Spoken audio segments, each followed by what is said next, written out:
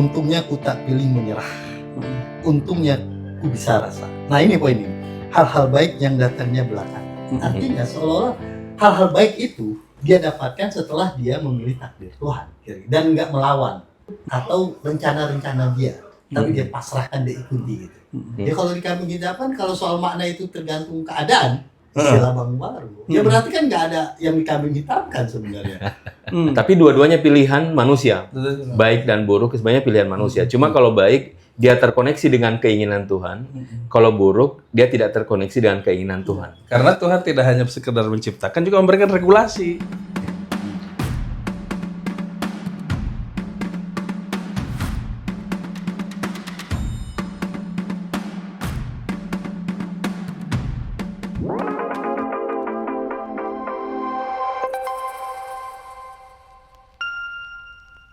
Halo teman-teman sekalian.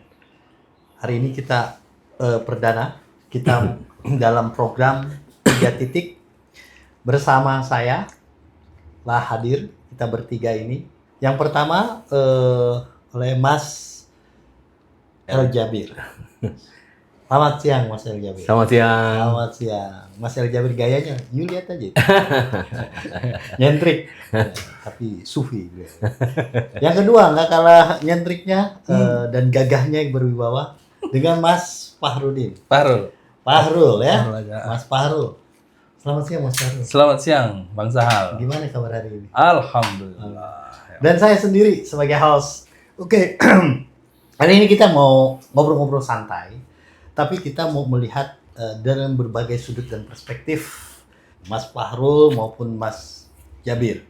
Ya, kali ini kita akan bahas satu lirik lagu ya, secara reflektif, santai, serius, tapi mendalam dan penuh makna. Kira-kira gitu ya, Mas? Iya. Oke.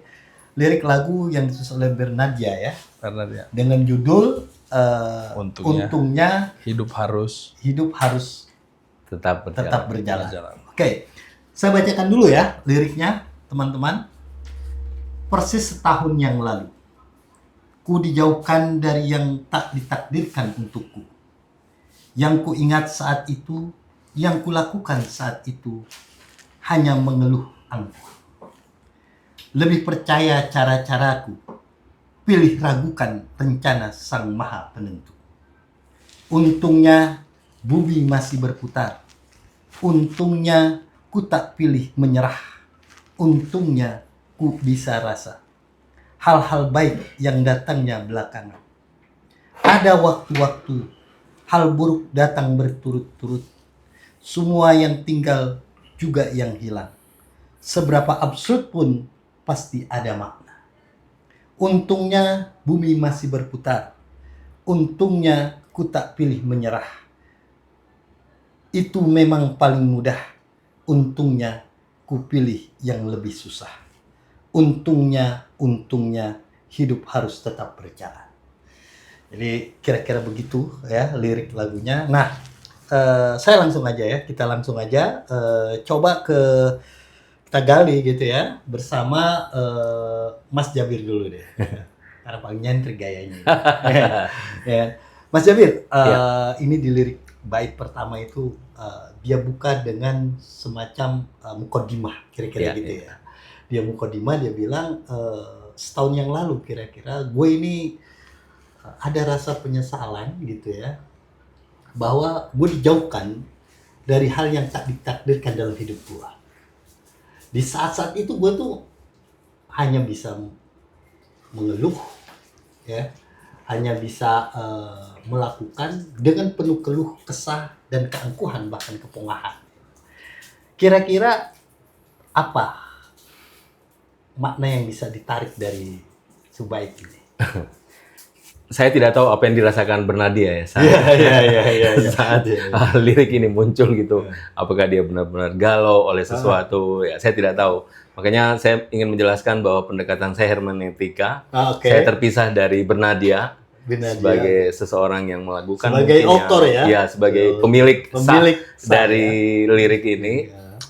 Mungkin saya melihat bahwa memang dalam kenyataannya ya, kalau kita masuk dalam bait pertama, dia dijauhkan dari apa yang ditakdirkan untuk dia. persoalannya memang kita tidak tahu dan mungkin sangat sulit untuk kita tahu apa Tuhan takdirkan untuk kita. Problemnya sebenarnya di situ. Makanya kalau kita berkaca dari sini, kita selalu diperhadapkan dengan ketidakpastian. Kan? Bahkan semenit ke depan saya tidak tahu apa yang terjadi pada diri saya, itu kan. Nah, untungnya ada podcast ini. Kita bisa menggali banyak hal sebenarnya tentang itu. Jadi di sini kita lihat ya, ada suatu optimisme tentang apa yang akan kita dapatkan hari esok. Gitu. Jadi lirik ini menegaskan bahwa saya sudah pakai cara-caraku, saya sudah gunakan semua yang saya punya, tapi lagi-lagi dia takjub dengan ternyata apa yang dia inginkan gitu ternyata jatuh ke hal yang lain atau tidak terjadi mungkin ya. Kita tidak tahu. Makanya saya selalu menyampaikan bahwa kadang kita tidak tahu bahwa kita terjebak dalam keindahan. Gitu kan. Gitu. Misalnya begini gitu kan. Kita pernah gagal mungkin ya. Gagal ya entah gagal sekolah dan sebagainya, tapi ternyata kegagalan itu punya efek yang positif selanjutnya. Itu kan dan mungkin setiap orang pernah menjumpai itu. Berarti kalau kayak gitu nggak ada istilah gagal. Kalau selalu positif. Makanya itulah kenapa ada yang berkembang psikologi positif. Jadi psikologi positif ini selalu melihat sesuatu dengan cara pandang positif. Karena tadi bahwa kalau ditegaskan lagu Mernadia, kita tidak pernah tahu tentang apa yang ditakdirkan tentang esok ya. Kita tidak tahu gitu. Saya sekat dulu sebelum ke situ ya. Sebelum lanjut, maksudnya sebelum Mas Jabir lanjut. Kita tidak tahu, tadi menyebut kata takdir kan. Tapi di sini kan Bernadia nih ya, kalau saya jadi menggelitik gitu ya dengan satu bait ini. Dia bilang kan ku dijauhkan dari yang tak ditakdirkan untukku. Seolah-olah dia tahu betul bahwa yang kemarin itu bukan takdir dia. Gitu loh. Itu gimana kita bisa memilah mana ini takdir, mana ini pilihan kita, mana ini bukan takdir kita. Nah, makanya saya mengawali bahwa dari awal saya tidak tahu apa yang Bernadia alami, ya kan?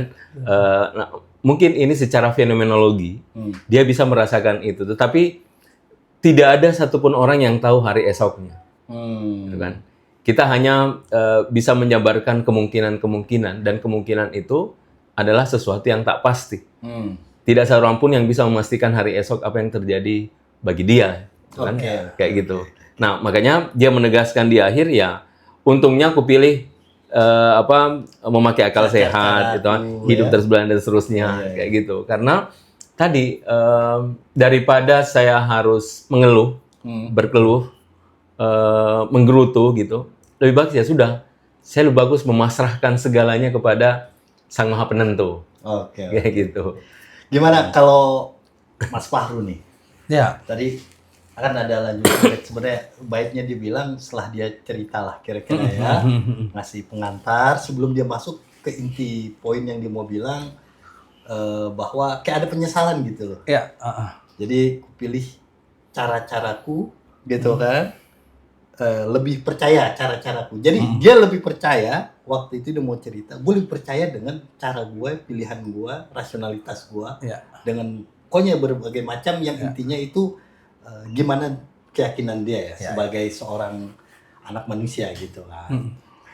Dan dia bilang juga gue ragukan itu, pilih ragukan cara-cara Sang Maha Penentu. Dalam hal ini Tuhan. Tuhan berarti konteksnya Tuhan. Nah ini kan kayak semacam penyesalan. Nah itu gimana memaknai ini? Pertama saya mungkin sedikit lebih beruntung dari Mas Jabir karena saya kenal Bernadia. Tapi Bernadia tidak kenal saya. Nah, Bernadia tidak kenal saya.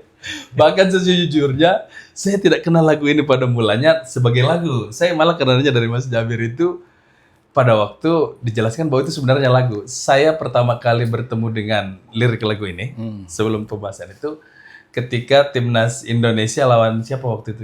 Jepang ya kalau saya itu ya. Lawan Jepang. Di situ ada kalimat untungnya aku tak pilih menyerah karena kan yang paling ikonik dari lirik itu sebenarnya.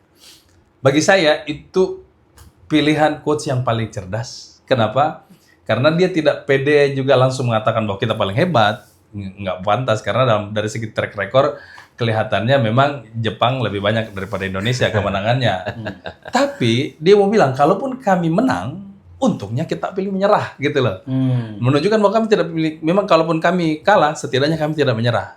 Tapi kalaupun kita menang, untungnya kita tidak menyerah. Jadi itu kalimat yang tricky tapi keren gitu loh. Nah, jadi dia masuk di situ. Nah, masuk ke persoalan takdir, saya kira Bernadia sama tadi disampaikan sama Mas Jabir bahwa ini saya cuma bisa menduga-duga juga dari segi pemaknaannya dia. Tapi kalau gambaran dari lirik ini kelihatannya sebelumnya dia begitu percaya diri, ingin merengkuh semuanya, dan dia sebut sebagai inilah takdirnya gitu loh. Saya yang menentukan takdir saya bisa mencapai semuanya dengan usaha saya, sampai dia katakan pilih ragukan rencana sang penentu. Iya. Nah, tetapi kemudian dia berpikir bahwa pada akhirnya kelihatannya yang namanya takdirnya harus ada pelibatan Tuhan di dalamnya dan mengikuti rencana dia. Nah, tadi kan pertanyaannya kan kemudian bagaimana dia bisa begitu yakin bahwa apa yang dia lakukan selama ini bukan rencana Tuhan, bukan takdir. Kalau secara umum sih memang kan kita cenderung ya pribadi ya, ketika kita berpikir bahwa kita yang menentukan segalanya, kita sebenarnya kan masih mencari apa yang menjadi tujuan kita kan. Tidak jarang kita bercita-cita sesuatu hanya karena ngelihat teman kita keren di bidang itu. Ada teman mungkin yang jago arsitek, kita berpikir oh gue juga pengen kayak gitu gini kemudian apa sehingga pada akhirnya lelah mengikuti takdir orang lain. Mungkin di saat itu dia kemudian juga berusaha untuk pasrah, ya udah deh takdir saya apa ya? Kalau gitu saya kelihatannya perlu berdamai dengan Tuhan untuk menentukan takdir saya sendiri. Ya, dan disinilah kemudian ada titik balik mengevaluasi dirinya yang dulu cuma angkuh, sering menggerutu, dan pada akhirnya dia berpikir ya nggak bisa kalau gue sendiri nih. Tapi begini ya, apakah untuk merenungkan ya soal jalan hidup, tujuan hidup harus dikait-kaitkan dengan takdir? Itu kan bisa refleksi biasa aja gitu. Nah, manusia posisi Tuhan dalam Gak harus bawa Tuhan gitu. Perlu. Rasional aja itu. Kalau Gimana? konteksnya dia sudah berupaya dengan dirinya sendiri, saya kira, dan dia mentok, pasti dia akan membayangkan ada sesuatu yang lebih dari dirinya, ada sesuatu yang sublim dari dirinya. Ya mungkin persoalan saya adalah karena tidak berdamai dengan power itu, sesuatu yang lebih tinggi itu, menarik. sesuatu yang lebih tinggi itu. Mas Jabir, ini menarik ini. Jadi karena sublim menyerah akhirnya lari ke soal teologi. Jangan-jangan benar itu. Sigmund Freud bilang, agama itu buat orang-orang yang ini aja, nggak kuat mental gitu. Iya kan? Itu pelarian aja gitu loh. Jadi selama ini orang beragama itu sebenarnya lompatan logis atas ketidakmampuan menghadapi kenyataan. Gimana? Jadi Bernadia salah satu orang yang mengkonfirmasi Korban dari ketidakmampuan konfirmasi. Iya, korban sekaligus mengkonfirmasi tesisnya Freud itu. Sigmund Freud, benar nggak sih? Bahwa orang beragama lari ke Tuhan itu sebenarnya karena ketidakmampuannya dia menghadapi kenyataan hidup. Gitu loh. Mungkin kita butuh makna sebagai manusia ya. Manusia itu tidak mungkin satu-satunya makhluk di dunia ini yang memberikan makna apa yang dia alami. Kita tidak menemukan makhluk lain seperti manusia yang memaknai apa yang dia sedang jalani. Saya selalu menyebut itu sebagai pelarian terindah. Pelarian terindah. Iya, bahwa setiap orang itu seperti nampaknya butuh pelarian-pelarian. Nah, ada pelarian yang membawa kita kepada sesuatu yang negatif, ada pelarian yang membawa kita kepada sesuatu yang positif. Dan kalau mau jujur sebenarnya dalam hidup ini, secara fenomenologis ya, ada banyak hal yang kita tidak temukan terjadi sesuai dengan apa yang kita inginkan, targetkan gitu. Makanya kata Bernadia, dia mengatakan ada waktu-waktu hal buruk yang datang berturut-turut. Nah, secara fenomenologis ya, bayangkan ya, kalau misalnya dalam sehari misalnya dompetku hilang, besok ATM-nya kemudian menjadi 0 misalnya. Kemudian besoknya dia kehilangan seseorang yang paling dia cintai. Jadi ada peristiwa yang berturut-turut yang kemudian kalau dia tidak punya pegangan pada saat itu, boleh jadi dia akan memilih untuk ya menyelesaikan hidupnya gitu. Gitu kan. Nah, untungnya manusia ini memberikan makna terhadap apa yang peristiwa yang dia alami. Kalau saya ingin masuk pada pendekatan Rumi ya. Ini disebut dengan derita eksistensial. Derita eksistensial. Jadi derita eksistensial itu mungkin awalnya derita keseharian, tapi karena dia berturut-turut, akhirnya dia bertanya, ini semua apa sih? Nah, akhirnya dari situ boleh jadi menggiring dia kepada Sang Pencipta. Jadi menurut saya tidak ada juga salahnya kalau memang setelah saya menemukan diri saya kehilangan yang berturut-turut itu, akhirnya dari situ membawa saya kepada satu derita eksistensial dan mulai bertanya tentang hal yang paling dalam ya di dalam diri saya. Sang Maha Penentu itu. Nah, kayak gitu. Gitu. Kalau kayak gitu berarti begini dong. Bahwa setiap orang itu kan tadi kan memaknai hidupnya beragam. Iya, Iya. betul. Orang sebagai the meaning animal kali ya. Iya, the Orang meaning yang animal. selalu Makhluk mencari makna. Makhluk pencari makna. Iya. Atau istilahnya siapa itu? Search for meaning gitu. Siapa Iya, logoterapi itu? Iya. Logoterapi itu aduh lupa. Iya, iya. Iya. Lupa kita. Iya. Nah, dalam logoterapi itu kan memang bahwa manusia pada akhirnya mencari makna. The will to meaning. Kira-kira gitu istilahnya ya, the will to meaning. Nah, oke. Kalau memang masuk makna, berarti kalaupun dia mencari makna pada akhirnya mengantarkan dia bersandar kepada Sang Maha Penentu itu sah-sah aja. Kalau gitu. Bisa saja. Dan saat bersamaan, mereka yang tidak menyentuh pada yang Maha Menentu, tapi terus bergulat dengan subjektif sebagaimana Nietzsche katakan gitu kan, bahwa ya God is dead. Maksud God is dead artinya kan kita lepas dari hal-hal Segala nilai. segala nilai yang khususnya yang bersifat metafisik di luar diri kita. Nah, itu pun sah-sah juga. Sah-sah juga. Artinya kalau kita kembali tadi misalnya tesisnya Sigmund Freud itu bahwa agamanya pelarian terhadap mereka yang tidak mampu menghadapi kenyataan, itu dalam konteks orang model Bernadia kira-kira gitu ya. Bisa nggak dikatakan gitu? Enggak, saya kira enggak. Karena maksud saya gini, kita kan konteksnya membahas pada si Bernardianya yang kelihatannya dalam konteks beragama. Ini kita kan bukan mempertanyakan tentang keberagamaannya dia. Iya, tapi membicarakan tentang keputusan yang dia ambil dalam konteks keyakinannya, berusaha memahami itu.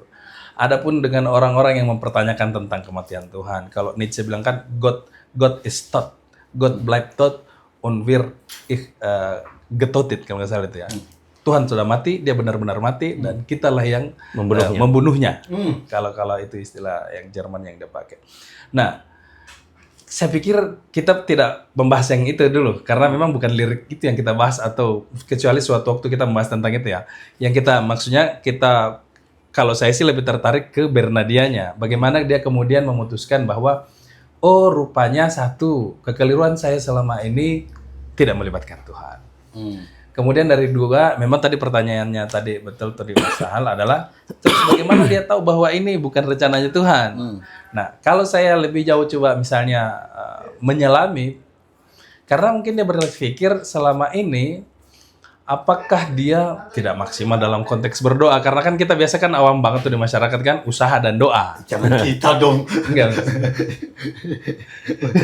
Bernadia. Berarti aku dan Bernadia. Aku dan Bernadia. Aku Bernadia dan kebahagiaan di situ. Di situ kan kita lah. Itu adalah ada pelibatan Tuhan. Nah, kalau dalam keseharian bagi saya pribadi nih, ini sudah saya nih konteksnya. Bagi saya pribadi, saya ingat cerita Nasruddin Khoja. Iya. Ada satu cerita Nasruddin Khoja. Nah, ini yang ditunggu-tunggu. Nah, jadi konteks pada persoalan kata insya Allah. Insya Allah ini kan kalau secara keseharian ini kan kita dimaknai seolah-olah terjadi pergeseran makna. Yang tadinya ada semacam pelibatan Tuhan di situ. Bahwa semuanya ini hanya bisa kalau sesuai dengan kehendak Tuhan. Menjadi, nggak janji ya. Nanti kita lihat ya. Kata insya Allah belakangan kan artinya seperti itu. Nah, pernahlah suatu waktu Nasruddin Khoja pada waktu memesan di menjahit pakaian, si penjahit pakaian ngomong, insya Allah 1 minggu. Kata dia insya Allah nih 1 minggu. Oke. 1 minggu kemudian datang ke tukang jahit. Bagaimana? Dia nanyakan, bagaimana baju saya? Kata dia. aduh mohon maaf Hoja, insya Allah 1 minggu, insya Allah besok kata dia, besok. Udah mulai kecewa dong ini, kata dia besok. Oke. Tapi besok dia datang lagi dengan penuh harap. Baju saya udah jadi kan? Astagfirullah, mohon maaf, insya Allah besok. Kata dia, insya Allah mulu, insya Allah mulu, insya Allah mulu. Kata dia, iya saya mohon maaf, insya Allah besok. Nah, tukang jahit ini memaknai insya Allah sama seperti pergeseran makna sekarang. Seolah-olah sesuatu yang sifatnya tidak pasti dan yang lain-lain. Tapi Nasruddin Hoja dengan polosnya, dengan tulusnya meyakini masih sama seperti awal. Bahwa sebuah peristiwa itu sangat bergantung pada peran Tuhan. Sehingga dia menggerutu apa? Coba Tuhan tidak perlu ikut campur pakaian saya. Nah, saya kadang melihat bahwa kalaupun konteks berdamai dengan Tuhan, agar rencana kita baik, tidak gagal, ya tolong perbaikilah kata insya Allah itu loh. Jangan jadikan kata insya Allah itu semacam kambing hitam, atau kalau istilah yang lain, ya qadarullah ya. Kalau kita pernah ngobrol kan dengar penjelasan Bang Sahal sendiri, qadarullah kalau baik sih nggak masalah, tapi qadarullah lalu yang disebut belakangnya jelek itu kan sama aja, kambing hitam Tuhan juga. Tuhan kan jengkel juga pada akhirnya. Suwe ini orang nih giliran yang jelek-jelek aja lempar ke gua. Artinya kalau bawa Tuhan, ini kan ada paradoks jadinya ya. Jadi satu sisi asumsi dari Bang Fahru tadi kan bilang tidak ada yang kalau insya Allah itu kan otomatis melibatkan Tuhan. Melibatkan Tuhan. Kan bahwa Tuhan terlibat Dengan harapan yang baik. dengan harapan yang baik. Gitu kan. Tapi begitu hasilnya itu tidak sesuai harapan, maka kita anggap bahwa Tuhan tidak berpihak misalnya. Jadi Tuhan terdiskreditkan. Dan lebih parah dari itu karena dia sudah langsung mengkambing hitamkan ke orang lain. Ya. Ke orang lain. Nah, di sisi lain itu kan ada keyakinan bahwa semua itu pasti ada keterlibatan Tuhan dalam perjalanan kita, pilihan-pilihan hidup kita. Nah, itu kan paradoks. Kalau baik, inilah qadarullah. Kalau buruk, itu bukan Tuhan kan kesalahan. Oh, ini bukan paradoks. Jadi perlu kita bedakan antara, kalau pakai istilah filsafatnya sebenarnya nggak berat ya. Cuma saya pakai istilah bahasa sederhana aja. Perlu kita bedakan antara keberadaan sesuatu dengan keadaan sesuatu. Ya.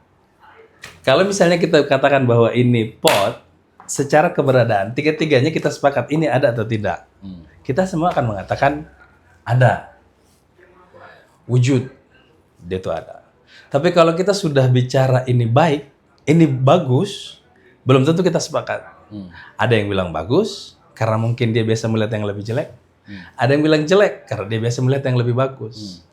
Nah, dalam konteks Tuhan, tidak ada sesuatu yang ada, dalam konteks keberadaan, itu tanpa peran Tuhan. Keberadaan sesuatu itu pasti ada peran Tuhan. Yang bikin dia kelihatan buruk atau baik adalah konteks keadaannya.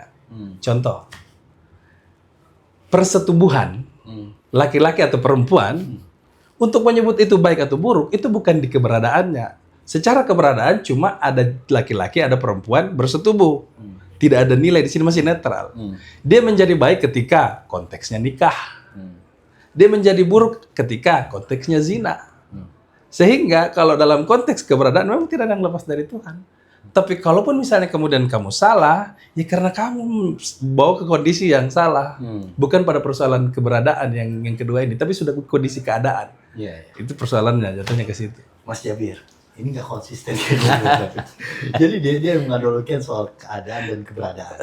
Artinya dia mau bilang, sebenarnya tidak bisa juga kita kami hitamkan Tuhan ketika itu hasilnya tidak sesuai dengan ikhtiar kita, katakanlah ya, upaya dan harapan kita. Tapi kalau saat itu baik, hasilnya baik, itu qadarullah gitu. Ini kan nggak konsisten. Jadi kalau yang buruk dia atributkan ini karena keberadaan kita, kondisi dan konteks kita sebagai aktus pelaku. Tapi ketika misalnya hasilnya baik, itu ada keterlibatan Tuhan. Sehingga Tuhan tidak kami hitamkan. Itu gimana Mas Jabir? Dua-duanya pilihan sebenarnya. Jadi, pilihan. Iya, jadi Mas Fahru ingin menjelaskan bahwa dua-duanya pilihan. Pilihan baik. Yang maksud saya persoalkan itu konsistensi gitu loh. Jadi kata-kata Tuhan dikambing hitamkan, Tuhan ini. Ya kalau dikambing hitamkan, kalau soal makna itu tergantung keadaan, istilah Bang baru. Ya berarti kan nggak ada yang dikambing hitamkan sebenarnya. Iya kan? Ya gimana maksudnya? Iya, jadi kalau kita meyakini bahwa ada sesuatu hakikat absolut, anggaplah itu Tuhan ya. Iya. Dan hakikat absolut ini adalah hakikat kebaikan. Saya selalu mengatakan tidak mungkin kalau dia tidak punya keburukan memberikan keburukan. Yang tak punya tak mungkin memberi. Gitu kan? Jadi kalau dalam diri Tuhan hanya ada kebaikan, Tuhan tidak mungkin memberikan keburukan. Nah sehingga makanya Quran menjelaskan semua kebaikan dari Tuhan, keburukan dari kalian. Dari kalian. Gitu kan? Gitu. Untuk menjelaskan bahwa Tuhan tidak mungkin memberikan keburukan kepada sesuatu. Nah, tapi dua-duanya pilihan manusia. Baik dan buruk sebenarnya pilihan manusia. Cuma kalau baik dia terkoneksi dengan keinginan Tuhan. Kalau buruk, dia tidak terkoneksi dengan keinginan Tuhan. Karena Tuhan tidak hanya sekedar menciptakan, juga memberikan regulasi. Oke, coba kita masuk nih ya, kaitan dengan baik ini dengan syair selanjutnya ya. Bait selanjutnya Bernadia. Setelah dia bilang tadi penyesalan itu ya, akhirnya pilih ragukan rencana sang penentu, kemudian dia bilang, untungnya bumi masih berputar. Untungnya ku tak pilih menyerah. Untungnya ku bisa rasa. Nah ini poin ini. Hal-hal baik yang datangnya belakangan. Artinya seolah-olah hal-hal baik itu dia dapatkan setelah dia memilih takdir Tuhan. Dan nggak melawan takdir Tuhan atau rencana-rencana dia. Tapi dia pasrahkan, dia ikuti gitu. Nah itu gimana jadinya? Boleh jadi begitu, boleh jadi juga tidak begitu. Oh, gitu. Maksudnya saya sebagai penafsir ya, saya sebagai penafsir mencoba untuk kadang saya justru menemukan itu negatif. Maksudnya tidak semua sebenarnya berujung kepada sesuatu yang kita inginkan dan yang kita inginkan itu baik. Saya begini, saya berusaha membangun satu usaha dagang lah misalnya, berusaha, tahu-tahu hasilnya endingnya rugi. Kalau saya sejak awal bertawakal kepada Tuhan, rugi pun itu bagian dari proses saya tawakal. Makanya saya harus menerima. Makanya saya bilang, ini tergantung bagaimana kita memaknai. Nah, untungnya saya tidak menyerah, bahwa meskipun rugi, yang penting saya tidak menyerah, saya memaknai bahwa pasti ada sesuatu nanti esok dari kerugian ini membawa saya juga kepada sesuatu yang baik. Karena kan kita sama-sama sepakat bahwa kita tidak tahu apa yang Tuhan takdirkan untuk kita, ya kan? Kita tidak sampai kepada ilmu Tuhan. Nah, kalau saya begini ngelihatnya, sama yang disampaikan tadi Mas Jabir, ada perspektif yang berbeda yang dimiliki oleh orang yang percaya kepada Tuhan, dengan orang yang memilih tidak percaya kepada Tuhan. Saya kasih contoh. Ada dua anak kecil, jalan kehausan. Jalan kehausan sama-sama tidak punya uang. Tetapi pada waktu mereka kehausan, duduk di dekat warung, si ibu panggil, kenapa nak haus bu? Oh ya udah ini, kasih minum. Masing-masing dikasih 1 gelas. Dan entah bagaimana, masing-masing minum setengah. Tersisa setengah gelas masing-masing, tetapi ekspresi dari dua anak ini berbeda. Yang satu, ketika ditanya, kok kusut mukanya, kenapa? Kata dia, aduh bu, saya masih haus banget, sementara airnya tinggal setengah. Secara logis. Yang satu lagi, pada waktu dia ditanya, wajahnya senyum sekali, ekspresi senang apa segala macam. Kamu, kenapa kamu senang? Sama bu, saya masih haus, tapi kan airnya masih ada setengah. Fakta itu tidak berubah, sama. Tetapi kenapa kemudian ekspresi anak pertama dan kedua berbeda? Karena yang kedua ini punya rasa syukur. Konsep syukur ini yang tidak dimiliki yang pertama. Yang pertama berpikir, kalaupun masih ada setengah dan habis, belum tentu cukup bagi saya dan yang lain-lain. Sementara yang bagi yang kedua, ini juga sudah cukup lah. Udah syukur banget ini ada yang ngasih air minum. Sehingga persoalan kedekatan dan Tuhan itu sangat berpengaruh untuk si Dede Nadia ini. Bahwa ketika dia berdamai dengan Tuhan, ada perspektif yang selama ini dia angkuh, cuma menggerutu dan yang lain-lain, itu setidaknya mungkin sudah berkurang. Faktanya bisa saja tetap sama, tapi karena perspektif yang digunakan berbeda, perasaan yang digunakan sudah tidak sama, maka responnya, outputnya pun tidak lagi sama, meski faktanya tidak berubah. Gitu loh. Ini yang kemudian yang belakangan dia bilang pada akhirnya ada kebaikan yang dia bisa rasakan. Ya artinya kalau kayak gitu semua tergantung persepsi ya, Iya. sudut pandang ya. At the end. Bahwa kalau kita kembali secara teologis ini kan sebenarnya eksistensial teologis ya. Sulit kita tidak mengaitkan dengan persoalan teologis. Iya. Kalaupun kita kaitkan dengan ketidakteologisan, maka kita jauh dari memahami Bernadia. Konteksnya kita mengkritik Bernadia. Kalau jauh juga nggak apa-apa. Emang kenapa ini? Ya kalau antum, kalau saya kan nggak apa-apa. Dekat pun saya tidak ada masalah. Kalau jauh ya gitu kan. Nah, oke. Jadi kalau begitu kita lanjut ke berikutnya ya. Saya ke Mas Jabir nih ya. Iya. Selanjutnya bilang gini, ada waktu-waktu ya, hal buruk datang berturut-turut. Semua yang tinggal juga yang hilang. Seberapa absurd pun pasti ada maknanya. Nah ini kayaknya Mas Jabir banget. Absurd gitu ya. Gimana Mas Jabir menafsirkan ini, melihat ini ya? Iya, kalau kita mau jujur ya, dalam keseharian kita dan kehidupan keseharian maupun kehidupan sosial kita pasti menemukan hal-hal yang absurd. Absurditas, nihil, mungkin itu adalah bagian dari kehidupan kita, khususnya dalam konteks sekarang ini dengan dunia yang sangat rigid, sangat digital. Kita banyak menemukan hal-hal yang sangat absurd dan nihil tadi.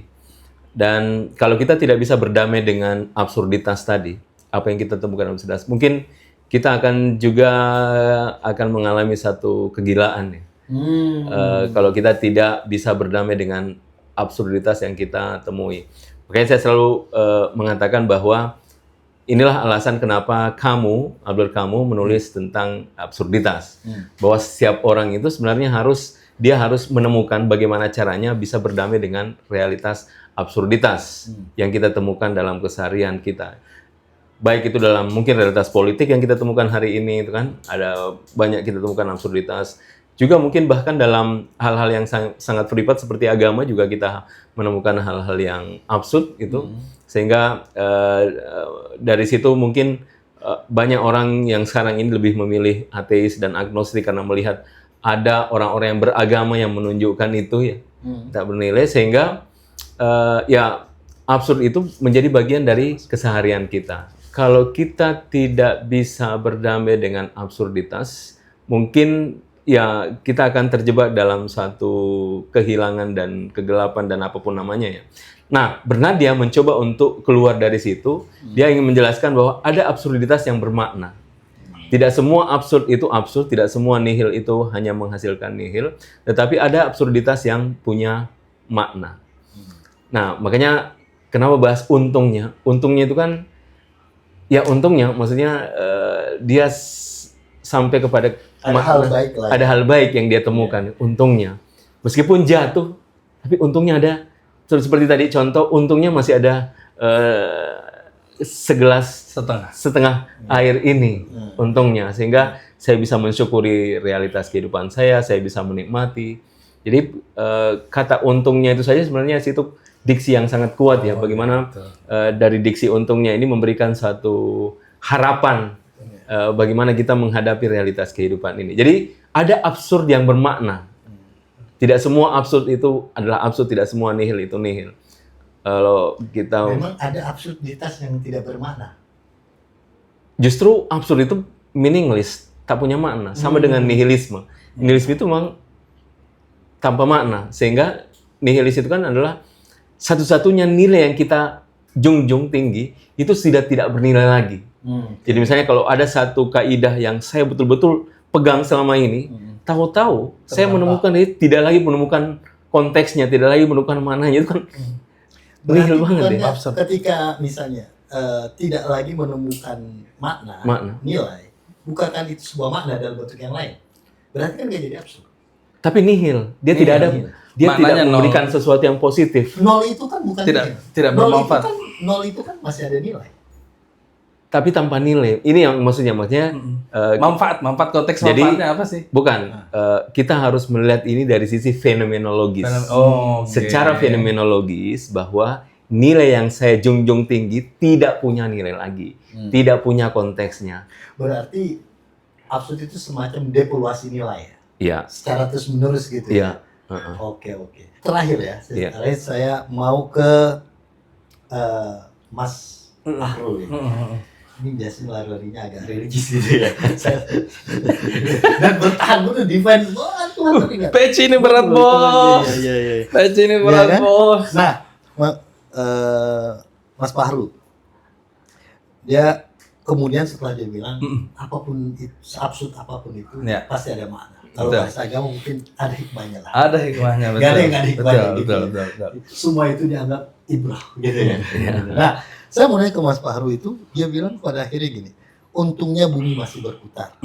Untungnya ku tak pilih menyerah. Itu memang paling mudah. Ya, Untungnya ku pilih yang lebih susah. betul. Konteksnya di sini dia bahwa kalaupun ada cara yang mudah, yang Iya. dimaksud itu adalah Iya. menyerah. Iya. Dan saya nggak mau ambil itu. Saya mau tarung, saya mau fight. Tapi sebenarnya saya tadi sedikit tertarik merespon tentang apa yang disampaikan Mas Jabir tentang nilai yang tadinya dipegang, tapi kok belakangan misalnya mungkin tidak punya nilai lagi, dianggap nihil, atau bahkan mungkin karena statementnya itu terbantahkan. Saya pribadi dari dulu, tadi saya ingatkan, hanya yang memiliki yang bisa memberi. Dan saya percaya betul itu awalnya. Tapi pas waktu anak saya yang kedua lahir, gerah, listrik mati, saya kipas-kipas lah dia begini. Saya berpikir bagaimana kipas ini memberi angin padahal dia tidak punya angin. Bagaimana itu kan hanya yang memberi, hanya yang memiliki yang bisa memberi. Itu gimana itu ceritanya? Saya sampai sekarang mempertanyakan itu dan itu statement sudah tidak bermakna bagi saya sama sekali untuk itu, untuk yang satu itu. Orang kan bilang hanya yang memiliki yang bisa memberi. Ini kipas tidak punya angin, tapi dia bisa memberi angin pada anak saya yang gerah begitu itu. Tapi it's okay lah. Nah, absurditas sedikit dalam konteks logika itu tidak masuk akal. Artinya tidak masuk akal, mustahil. Artinya mustahil. Nah, saya ada sedikit ingat cerita Hoja. Saya ingat cerita Hoja. Karena saya pikir ini terlalu tegang kita kan. Di Hoja ini pernah suatu waktu ada tetangga yang datang ke rumahnya dan Hoja hafal betul. Kalau tetangga ini yang datang pasti mau pinjam barang. Itu. Dia manggil dia, Hoja, aduh orang ini lagi. Tapi semakin lama didiamin, kepikiran juga Hoja ini teriak-teriak kan malah dilihat tetangga yang lain. Akhirnya dia keluar.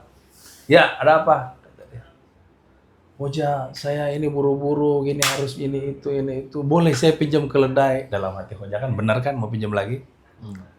Terus kata Hoja, enggak ada. Keledai saya enggak ada, dipinjam orang. Belum dia selesai ngomong begitu, tiba-tiba keledainya di belakang meringkik. Gitu. Tetangga ini langsung bilang, kau bohong Hoja, itu di belakang keledaimu meringkik. Hoja, kalau secara normal, secara rasional, mestinya kan dia malu dong. Mestinya. Tapi apa kelakuan yang tidak jelasnya dia? Dia bilang, wah kamu ini, berarti kamu lebih percaya keledai saya daripada omongan saya. Iya. Mulai sekarang saya tidak akan pinjami kamu apapun. Iya. Kelakuan Hoja dalam beberapa cerita, itu kelakuan yang cukup absurd sebenarnya. Cukup absurd dalam arti tidak masuk akal, mustahil dan yang lain-lain. Tapi kok malah banyak dikategorikan sebagai kisah-kisah hikmah. Termasuk dalam sufi. Artinya ya kurang lebih sama bahwa ada pemaknaan juga di situ dan yang lain-lain yang orang bisa ambil. Nah, dalam konteks tadi si Bernadia sama seperti di awal bahwa pada akhirnya dia coba berusaha berdamai. Hal-hal yang mungkin selama ini bagi dia absurd dalam arti dia mungkin maknanya negatif bagi dia, bukan berarti hal itu berubah menjadi baik. Tidak absurd lagi, tetap absurd. Sama seperti yang saya katakan tadi, mungkin bagi dia itu faktanya tidak berubah. Tetapi pada akhirnya dia sudah bisa mengambil makna yang sebelumnya bagi dia itu tidak ada gunanya gitu loh. Atau kalau tadi disebut sama Sahal, mengambil hikmah. Mengambil hikmah. Itu bahasa. Mengambil hikmah. Dulu kamu kuliah ambil apa? Ya saya ambil hikmahnya. Berarti dia tidak selesai. Ya, kurang lebih begitulah gambarannya. Oke. Jadi kalau tadi dibilang cerita tentang Nasruddin Hoja itu ya, soal pekikan apa? Keledai. Keledai itu. Ringkik kayak gitu. Keledai itu memang absurd sebenarnya ya. Absurd sebenarnya. Tapi bagaimana kita memaknai banyak angle di situ. Banyak Bisa angle. dilihat dari- termasuk juga tadi Mas Jabir dari awal memang ini berangkat kita bicara teks yang ditulis oleh Bernardian, tapi teks ini bagaimana kita melihatnya sebagai pembaca. Membaca. Dan memang sifatnya hermeneutik pada akhirnya ya. Dan sebagai penutup kira-kira closing statement-nya itu apa ya menurut Mas Jabir itu? Apa hikmah dari diskusi kita hari ini soal lirik lagu dari Bernardia itu? Untungnya ada lirik ini. Untungnya ada lirik. Saya kira cukup itu aja. Oke, untuk selanjutnya kita akan berjumpa lagi di episode yang lebih menarik, lebih menggelitik ya, dan lebih mungkin agak lebih nyantai gitu ya. Iya. Bapak yang serangannya agak tajam saya kira jadi kurang Karena di awal saya harus serang-serang dulu sebagai trigger ya. Betul. Biar apa? Bagus. Biar ini apa? Bisa merefleksikan gitu Betul. kan ya. Betul. Apa yang kita bicarakan hari ini. Gitu. Saya kira itu aja dulu sementara ya. Dan soal bagaimana tafsirannya karena kita berbicara makna itu cukup luas tergantung sebagai subjek yang memaknai. Saya kira kita nggak bisa menyimpulkan apa-apa. Kita serahkan kepada netizen, kepada penonton, kepada pembaca.